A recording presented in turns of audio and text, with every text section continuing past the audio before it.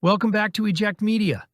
Today we're diving into the entire first season of Tales from the Darkside, the classic anthology that mixed horror, dark humor, and moral twists into unforgettable short stories. From cursed objects to human greed and strange phenomena, every episode delivers a unique tale designed to leave you thinking. If you love obscure horror, hit that subscribe button and ring the bell so you don't miss any of our deep dives into VHS-era favorites. Pilot episode, Trick or Treat. The series kicks off with a story that mixes classic anthology horror with a playful moral edge. A mischievous boy learns a harsh lesson when his tricks on Halloween start to take unexpected, darkly ironic turns. What begins as harmless pranks gradually escalates, showing that small acts of mischief can spiral far beyond anyone's control. The episode sets the tone for the series. Clever setups, human flaws, and twists that make the ordinary feel threatening. The performances are key, with the young actor capturing both the excitement of Halloween mischief and the creeping unease as consequences mount. Supporting characters react in ways that feel natural but increasingly unsettling, making the tension build organically. Direction, lighting, and sound design all contribute to the atmosphere, giving familiar suburban streets an eerie, almost uncanny quality that keeps viewers on edge. By the finale, the story delivers a classic Darkside twist. The very tricks the boy intended to pull backfire in ironic and memorable ways. It's a perfect pilot, showing how the series blends humor, suspense, and moral storytelling, while establishing the signature tone that will carry through the rest of the season. Even decades later, it's a charming and unsettling introduction to the Darkside world. Episode 1, The New Man. This one kicks off the series with a grounded, almost Twilight Zone-style setup. A businessman trying to rebuild his life comes home to find a teenage boy waiting for him, a kid who claims to be his son. The unsettling part is how calm everyone else is about it. His wife recognizes the boy, the kid knows intimate family details, and suddenly this stranger seems to be replacing him one memory at a time. What makes it work is the tone. No monsters, no effects, just a man losing control of his own world. The episode leans into gaslighting dread, where every scene feels like the ground is shifting under his feet. The performances sell it, especially the way the son plays things just a little too confidently. Like he's already won whatever game they're playing. There's a slow burn tension watching the main character fight to hang on to the life he believes is real. By the end, the episode lands one of those classic Darkside reversals. Not flashy, but cold enough to stick with you. It's a strong mission statement for the show. Low budget, high concept, and always ready to make you question what you think you know. Episode 2, I'll Give You a Million. This one plays like a morality tale, dressed up as a high-stakes bet. Two old friends, one rich, one desperate, spend an evening circling each other over an offer that sounds simple, $1 million in exchange for the poor man's soul. What makes the episode fun is how casually the deal is discussed, almost like a business negotiation instead of anything supernatural.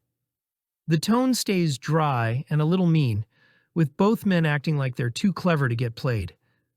The strength of the episode is in the performances. These aren't wide-eyed characters terrified of dark forces. They're jaded adults treating the otherworldly like just another gamble. Even the proof behind the deal is handled in a way that feels like someone testing the limits of a bad idea more than confronting anything cosmic.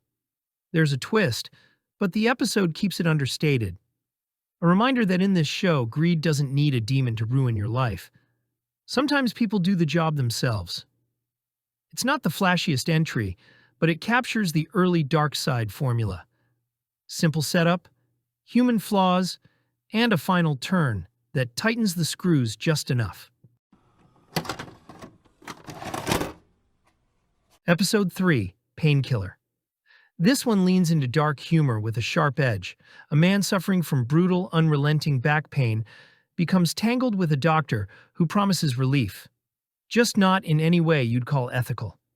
The setup is quick. Nothing helps. The pain is constant, and the main character is willing to try anything. That desperation is what gives the story its bite. The episode's energy comes from the push and pull between patient and doctor. Their scenes have this clipped, almost comedic rhythm, like they're both annoyed they even have to deal with each other. As the treatment becomes stranger, the tone shifts toward a moral punchline about how far someone will go to escape suffering. The fun is in watching the lead swing between hope and panic as he realizes the cure might be worse than the pain itself. The final turn isn't explosive, but it's clever. One of those endings where the consequences feel perfectly tailored to the character's choices. It lands as a small, nasty fable about shortcuts and the cost of getting exactly what you asked for. Episode 4, The Odds. This one feels like a smoky backroom thriller with a supernatural twist. A bookie known for never misreading a bet meets a mysterious stranger who challenges him to a series of increasingly risky wagers. The tension comes from pride. The bookie's entire identity is built on always knowing the right call, and this newcomer threatens that certainty. The episode plays its cards close, letting the two men size each other up through sharp dialogue and tight framing. You can feel the walls closing in as the bets escalate, turning what starts as a friendly contest into something far more dangerous. The payoff is simple but satisfying. It's a story about hubris, wrapped in gambling language and old-school bravado, with the final reveal tying everything back to the bookie's confidence being his biggest weakness. It's grounded, punchy, and very much in the spirit of the show's early noir-leaning entries. Episode 5, Mookie and Pookie. One of Season 1's more emotional episodes, this one shifts away from sinister setups and leans into a bittersweet, tech-infused ghost story. After her brother passes away, a teenage girl becomes convinced he's still reaching out through the computer he spent his life working on. The early 80s tech gives it a nostalgic charm, but the heart of the story is the bond between the siblings. There's a gentle tension underneath. Not fear, but the ache of someone trying to hold on to a connection that shouldn't exist anymore. The episode explores grief without getting heavy, and the performances keep it grounded instead of melodramatic. The light twist fits the tone. Not a scare, but a final beat that suggests some messages reach further than they should. It's one of the rare entries where the show leans into hope rather than dread, and it stands out because of that. Episode 6, Slippage. A quietly unnerving episode about a man who realizes he's being erased, not just from photographs or documents, but from the memories of the people closest to him. It starts mundane, lost paperwork, forgotten appointments. Then it escalates as friends become acquaintances, and acquaintances become strangers. The strength here is the creeping dread. Nothing dramatic happens on screen, but the implications hit hard. Watching the lead try to hold on to his identity while the world shrugs him off gives the story weight without ever needing big effects. The episode hints at forces beyond his control, but stays vague enough to feel more like a nightmare you can't wake from. The ending is soft-spoken but chilling, a reminder that sometimes the scariest fate in this series is simply not being missed. It's a standout for how effectively it weaponizes subtlety. Episode 7, Inside the Closet. This is one of the season's heavy hitters, directed by Tom Savini, and it shows. The setup is simple. A grad student rents a room from a landlord who seems twitchy enough to scare away anyone with common sense. Her new room has a tiny closet that keeps opening on its own, and something inside definitely isn't shy about staring back. The tension is built on tight spaces and slow reveals instead of cheap shocks. Every sound in that room feels too close, and the camera lingers just long enough to make you wonder what's inches out of frame. Savini's creature design delivers exactly what fans want without showing too much too early.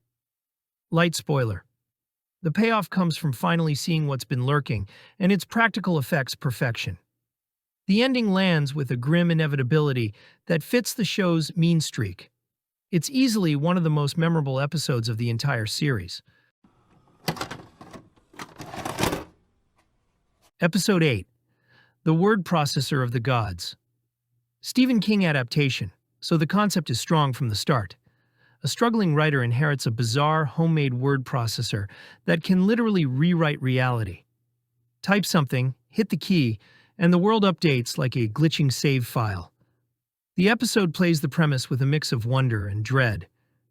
There's a sweetness to what the writer wishes for at first, but the uneasiness creeps in as he realizes he's using a machine that probably shouldn't exist. The tone stays grounded enough that the emotional beats land harder than the sci-fi ones. Light spoiler, the final rewrite brings the story full circle in a way that's satisfying without getting too dark. It's one of the cleaner, more polished entries of Season 1, and a great example of how the show handled king stories on a shoestring budget. Episode 9, A Case of the Stubborns. A weird little gem that mixes dark comedy with small-town folklore. A man dies, but refuses to accept it. Literally. He gets up, walks around, and acts like everyone else is overreacting by treating him like he's gone. His family is caught between grief and frustration as they try to convince him to stop existing. The episode leans into its humor, with the dead man treating the situation like an inconvenience and everyone else cycling between denial and embarrassment. The charm comes from how matter-of-fact the performances are, especially the stubborn patriarch whose refusal to move on becomes its own punchline. Light spoiler, the resolution hinges on a bit of old-school folk logic that feels perfectly in tune with the show's offbeat sensibility. It's strange, funny, and surprisingly endearing. One of the season's most memorable tonal detours. Episode 10, Jinn, No Chaser. A seemingly ordinary man stumbles upon an old lamp and unwittingly releases a jinn. At first it feels like a stroke of luck, but the creature is far from cooperative. Instead of granting wishes straightforwardly, it twists his desires in darkly ironic ways, turning simple requests into escalating problems. The episode has a playful, sardonic tone, balancing supernatural menace with comedy, and it immediately sets up the tension between human greed and magical chaos. The charm comes from the performances. The lead's frustration and the jinn's sly mischief create a push and pull that drives the story forward. Every wish feels like a trap, and the audience is kept on edge, laughing and wincing at the same time. The direction leans on practical effects and timing, proving that subtlety can make magical elements feel surprisingly real. By the finale, the episode delivers a signature Darkside moral. What you desire most can be your undoing. It's clever, tight, and memorable, offering both laughs and a cautionary edge. The blend of humor and menace makes it a standout in a season filled with darker, more conventional horror. Episode 11, All a Clone by the Telephone. This episode takes a scientific obsession and warps it into a psychological thriller. A scientist, driven by vanity and a desire to cheat mortality, discovers a bizarre method of cloning via telephone. His initial experiments seem harmless, even amusing, but each new clone begins to reflect not only his intelligence, but his flaws and obsessions. Tension rises as his creations multiply, and his control slips away, creating a mounting sense of unease. The writing cleverly balances suspense with dark irony. Scenes of the scientist interacting with his clones have a dry humor, but there's a persistent underlying dread. The horror comes from human ambition, not monsters. The performances sell both the absurdity and the creeping terror, making it easy for viewers to invest in the scientist's unraveling psyche. By the end, the episode delivers a classic Darkside twist. Human hubris inevitably backfires. It's the kind of story that lingers because it explores the costs of obsession and the fragility of control. Tightly plotted and visually simple, it's a smart, memorable blend of sci-fi and morality play. Episode 12, In the Cards. This episode follows Catherine, a tarot reader who's built her career on giving only positive predictions. Business is good, but her practice is a little superficial. She tells clients what they want to hear, keeping everything cheerful and safe. That changes when she's handed a new deck of tarot cards, one cursed to make every dark prediction come true. Suddenly, Catherine is forced to confront horrifying futures she never intended to imagine. The tension comes from watching someone so used to control struggle against a force she cannot manipulate. Dorothy Lyman's performance balances charm with mounting dread, capturing Catherine's growing unease as she's forced to deliver grim truths against her will. Each reading escalates the suspense, and the episode thrives on psychological tension rather than flashy effects. By the finale, the moral lands quietly but sharply. Ignoring reality or trying to sugarcoat the truth can have consequences far beyond what you expect. Catherine's journey blends dark irony with the show's signature anthology style, making this a standout entry that mixes fear, clever storytelling, and the unsettling power of fate. Episode 13, Anniversary Dinner. A couple's seemingly perfect anniversary evening spirals into tension when small uncanny occurrences hint that all is not as it seems. A simple dinner with old friends turns into a study of jealousy, resentment, and subtle manipulation. The episode's strength lies in its ability to turn a familiar domestic setting into something unsettling, proving that horror doesn't always need monsters. Sometimes it's the people you think you know. The performances sell the creeping dread, with polite smiles hiding irritation and fear. The camera lingers on gestures and glances, emphasizing the unspoken threats that hang over the table. The pacing gradually tightens, letting tension grow organically until every bite of food and every toast feels charged with consequence. By the finale, the story delivers its twist with quiet precision, exposing human flaws as the true source of unease. It's a memorable entry for its psychological focus, blending everyday familiarity with the series' signature Darkside sense of irony and moral justice. Episode 14, Snip, Snip. This episode takes a darkly comic approach to obsession and vanity. A man becomes fixated on an unusual cosmetic procedure, believing it will solve his personal and professional insecurities. The setup is simple, but the escalation is both unsettling and absurd, blending body horror with sharp social satire. It's a perfect example of how the series turns human flaws into suspenseful, ironic narratives. The tension is heightened by performances that balance overconfidence with creeping fear. Every scene of the procedure going awry ratchets up both dread and humor, while the clinical, sterile settings give the story an eerie, almost surreal quality. Timing is everything here, and the episode makes excellent use of pauses, reactions, and subtle visual cues to maximize impact. The conclusion lands with a classic Darkside moral. Shortcuts to perfection often have grotesque consequences. It's one of the season's more playful entries, but underneath the laughs is a shiver-inducing reminder that vanity and obsession can turn ordinary situations into nightmares. Episode 15, Answer Me. A man begins receiving cryptic phone calls that seem to anticipate his every move, leading him down a path of paranoia and frustration. The premise is deceptively simple, but the tension builds as the calls reveal hidden truths and personal secrets. The episode thrives on suspense, using a familiar object, the telephone, to turn ordinary life into a psychological trap. The performances are understated but gripping. Watching the protagonist react to the unseen caller, oscillating between curiosity and fear, creates a slow-burning dread that carries through every scene.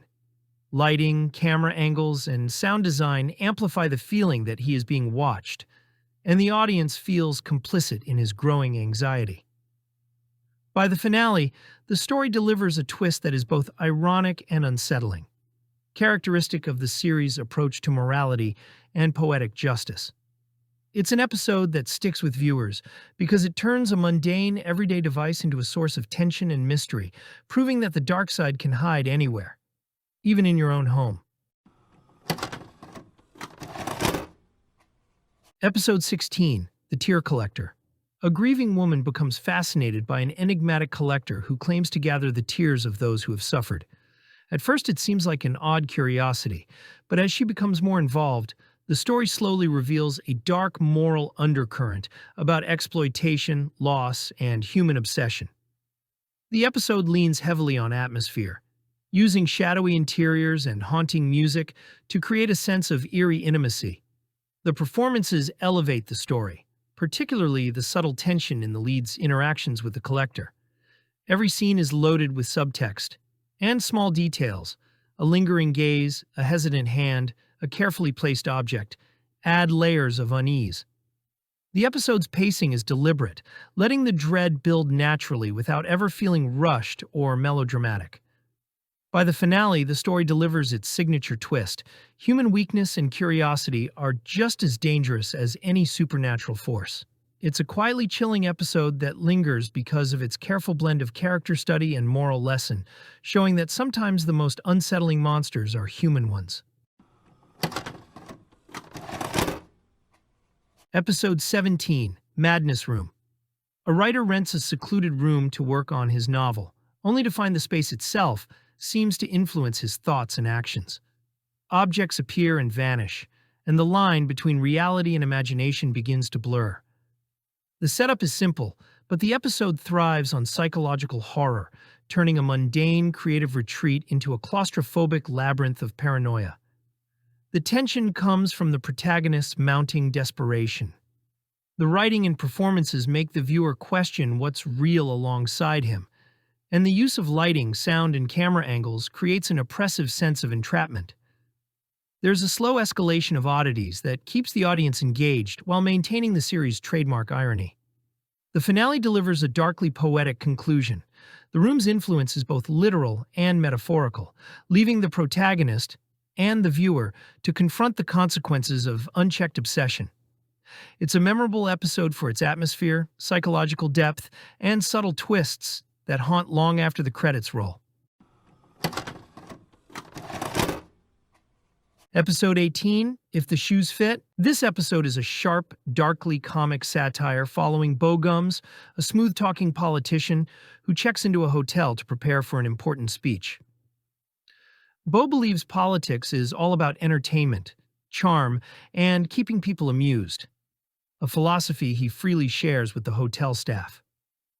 What he doesn't realize is that the staff are eager to help him embody his true self in the most literal way possible.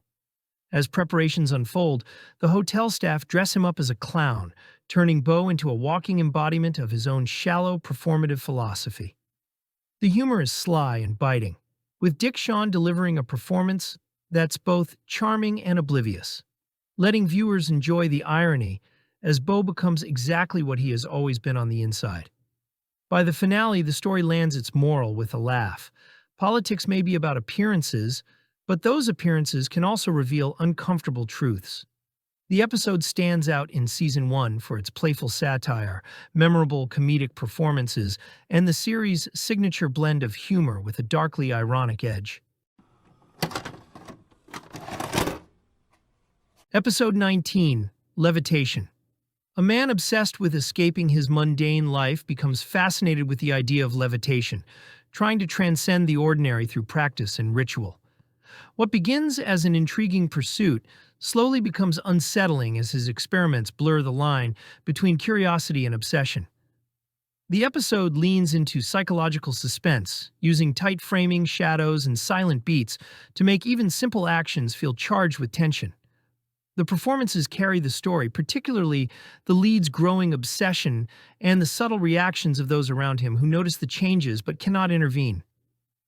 The episode builds slowly, letting small, uncanny moments accumulate until the audience is as unnerved as the protagonist himself.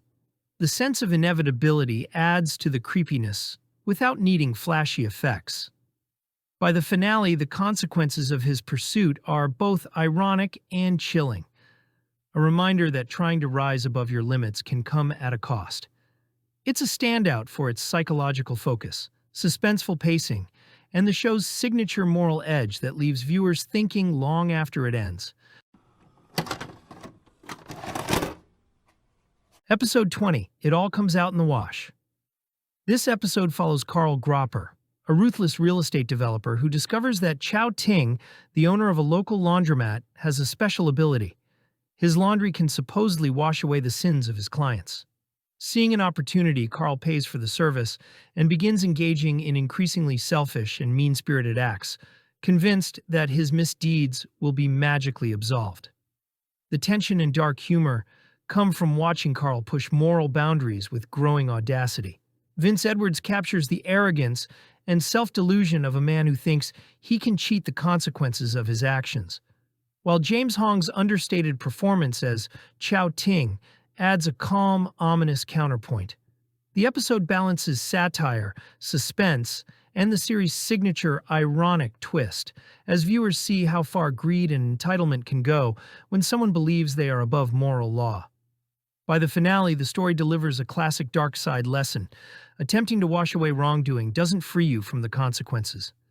The episode stands out for its clever premise, sharp social commentary, and the perfect mix of humor and dark morality that defines the series. Episode 21, Bigelow's Last Smoke. A man's final indulgence in smoking becomes a surreal journey when he encounters a mysterious figure offering him a seemingly simple last cigarette. What begins as a casual habit escalates into a tense story about temptation, mortality, and the consequences of small choices. The episode thrives on atmosphere, with shadowy lighting, deliberate pacing, and understated performances creating a quietly unsettling experience. The protagonists' interactions are both tense and ironic, showing how a simple vice can spiral into larger, unforeseen consequences. The story balances humor and darkness, letting the audience anticipate what the last smoke will demand of him. Every gesture, glance, and line of dialogue contributes to the creeping suspense. By the finale, the twist underscores the show's moralistic approach. Indulgence and complacency can lead to ironic justice. It's a memorable entry for its blend of dark humor, quiet horror, and the series' trademark ability to turn ordinary moments into suspenseful, morally charged storytelling. Episode 22, Grandma's Last Wish. An elderly woman makes a wish on her deathbed, setting in motion a chain of events that affect her family in unexpected ways. The story begins with humor and sentiment, but gradually reveals darker consequences, exploring the idea that even well-intentioned desires can have unforeseen results. The episode balances charm and eeriness, using the domestic setting to make the supernatural elements feel grounded and relatable. Performances are warm yet subtly unnerving, as family members struggle to understand the strange events unfolding around them. Small details like fleeting shadows or odd coincidences gradually ratchet up tension, keeping viewers engaged without resorting to heavy-handed effects. The pacing allows both humor and suspense to coexist naturally. The finale delivers an ironic twist typical of the series. Even kindness and care can be subverted by the unpredictable forces at play. It's a standout for its blend of family drama, dark humor, and moral lesson, leaving viewers with both a smile and a shiver. Episode 23, The False Prophet. The season concludes with a story of deception, faith, and the dangers of blind trust. A charismatic stranger arrives in town, claiming miraculous powers, and the townspeople quickly fall under his sway.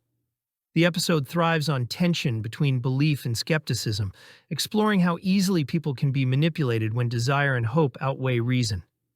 The performances make the suspense tangible, particularly the interplay between the prophet and those who begin to doubt him. The episode's atmosphere is carefully crafted, using lighting, framing, and pacing to heighten unease and suspense. Even simple interactions, a gesture, a whispered word, carry weight, reflecting the power of suggestion. By the finale, the story delivers a classic Darkside twist. Appearances can be deceiving, and those who place faith without caution risk ironic consequences. It's a fitting close to Season 1, combining moral caution, psychological tension, and the series' trademark blend of irony and suspense. And that's a wrap on the pilot and all 23 episodes of Tales from the Darkside Season 1. From twisted fortunes to ironic justice, this season proves that even the most ordinary people can find themselves facing the unexpected. If you enjoyed this deep dive, don't forget to subscribe and hit the bell. There's plenty more VHS-era horror and anthology madness waiting. Thanks for watching, and remember, always be kind and rewind, because every movie is someone's favorite.